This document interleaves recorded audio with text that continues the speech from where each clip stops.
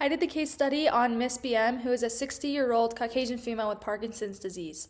So let's jump right into the questions. The first question is, based on the medical history, what is the primary disease of concern, and are there any comorbidities? So, like I said, she is a 60-year-old female with Parkinson's disease. She was just recently diagnosed with stage 1 on the Hoehn and Yared scale, and this is because she has unilateral symptoms on the left side of her body. So, as the disease progresses and she gets bilateral symptoms and her gait begins to slow down and things start to get worse and worse, then we would progress her. But as of now, she just is having tightness in her left upper arm as well as a tremor, which gets worse when she's frustrated.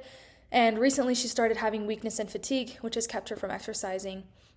She also is starting to get lightheaded when she stands, which is common in those with Parkinson's disease, specifically on specific medications, and that may turn into orthostatic hypotension, also known as OH, which I will talk about later. So the patient's diagnosis and comorbidities, the second question, is that she has an idiopathic Parkinson's disease, which means we don't really know what caused it. Parkinson's disease is a neurological disease which attacks the nerve cells in the brain, which have to do with dopamine production.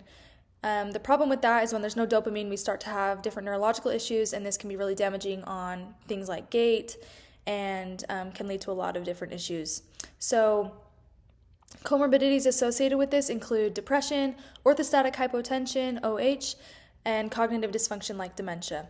Although Miss BN currently does not have any comorbidities, she does seem to be at risk for orthostatic hypotension, as she does experience lightheadedness when she stands. Major symptoms that are reflective of Parkinson's disease are bradykinesia, which is slowness of voluntary movement, and reduction in speed and amplitude in repetitive actions, muscle rigidity, and specifically 4 to 6 hertz tremors, and postural instability. In the beginning steps, those with PD often present unilateral symptoms, which Miss BN is presenting, and as time progresses, symptoms become bilateral, their gait will begin to freeze, and then they develop many secondary symptoms, which I won't list them all, but I'll talk about a few. Micrographia, which is when you write really small, decreased arm swinging, they start to have swallowing issues, slurred speech, softness of voice, they'll start to get a stooped posture, depression, anxiety, fatigue, they might lose their sense of smell. Lots of different things start happening. So it's really important to try and help aid in alleviating these symptoms, as there is no known cure for Parkinson's disease yet. Are there recommendations for medical clearance to exercise or become physically active, and is there an exercise test required? So there is no must-have for exercise testing. It is something that can be helpful in creating individualized programs to help alleviate specific symptoms for those with Parkinson's, but it's not a must, and there's not usually medical clearance unless they might have any comorbidities that could get in the way of that, or disabilities that could prevent them, maybe if they have a cardiovascular disease or a renal disease, something like that. So in the textbook, we do learn about Kaltz and colleagues being able to find a VO2 peak by using a modified and progressive GXT treadmill protocol. Usually it's really hard to get a VO2 max out of individuals with PD just because they fatigue so quickly. It's hard to get them to that limit. You get them there really, really quickly. So it's hard to find that limit for them. Tests that are really helpful and have been done are YMCA's, the 1 rep max, and the 6-minute walk test, which was performed on Miss BN. Are there absolute or relative contraindications? There are no relative or absolute contraindications for exercise testing for Miss BN.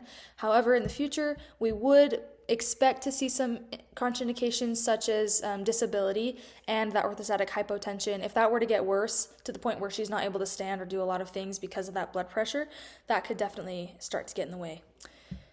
Any medications? So as for medications, Miss BN is only on one. She is on levodopa, which is a really common introductory medication for those with PD. This is basically an undercover dopamine. So this is a type of medication that's able to get past the blood-brain barrier. A lot of times dopamine is not able to get past this barrier, and therefore we're not able to get dopamine to the body. So levodopa is awesome because it's able to get through that barrier, help produce dopamine, and have dopamine. It converts to dopamine in the brain, and we're able to use it.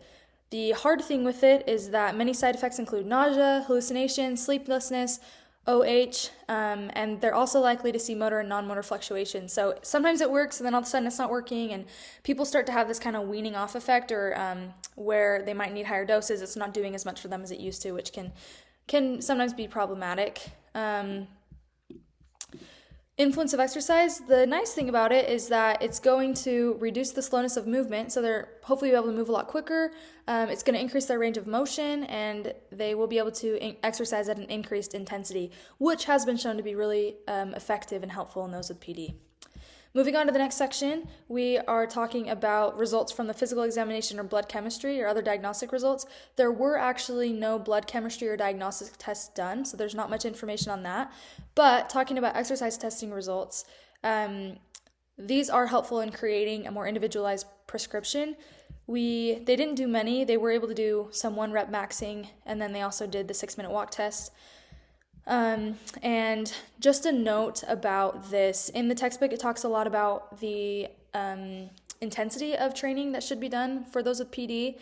When doing cardiovascular training, it is important to do 60 to 80% of their heart rate reserve or VO2 max, and then when they are doing resistance training, it should be 40 to 60%, and then as they get better and improve, they are able to up that a little bit more to 60 to 80, things like that if they need to, and if they're doing well, then they're able to increase based off of their 1 repetition max.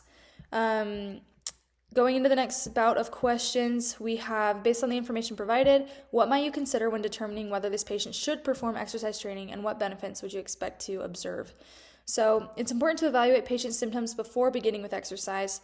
Although exercise is known to help alleviate symptoms with PD, which is obviously the main goal, because there's no cure, we're just doing our best to make them comfortable so that they aren't living in pain.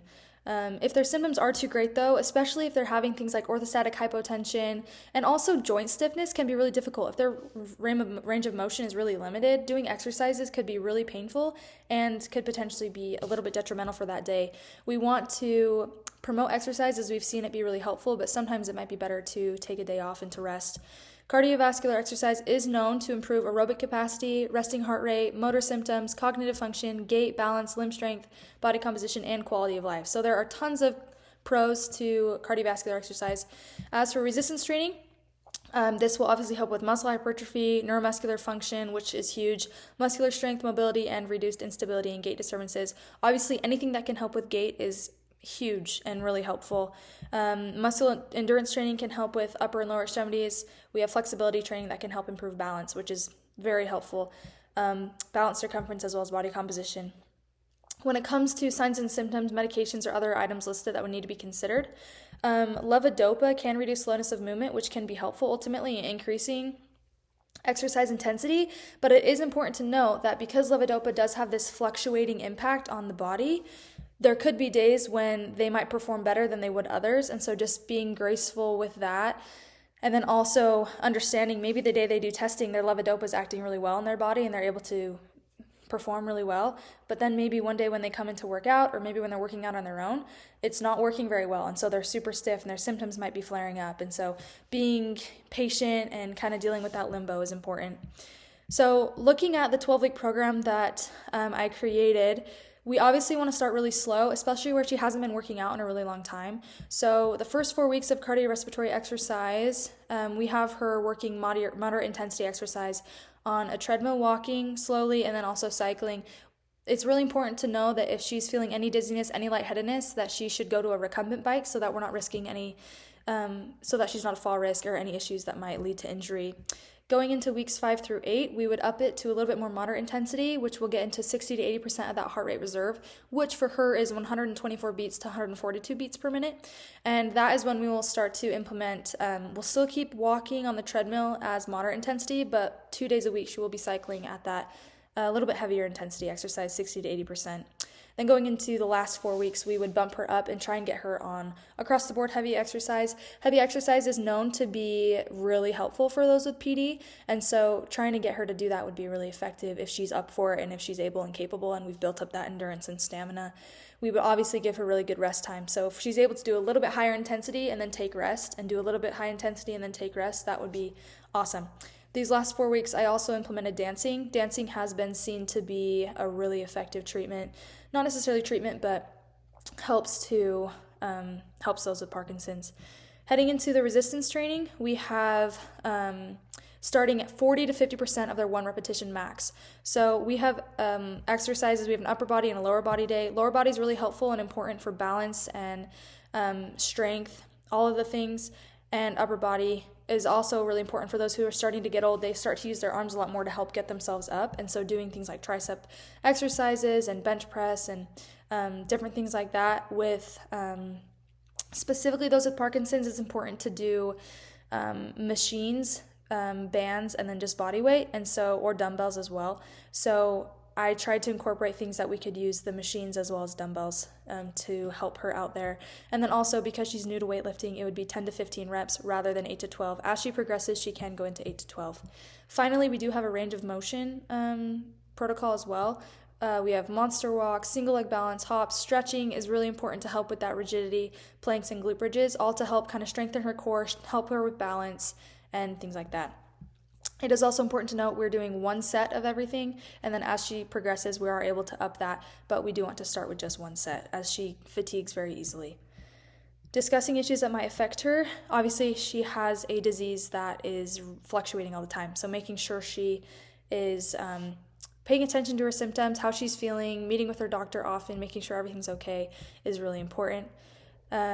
Decisions for exercise workload and intensity. As we've mentioned, the 10 to 15 reps for resistance training, 40 to 60% of their one repetition max for resistance training, and then 60 to 80% cardiovascular working into that is very important as well.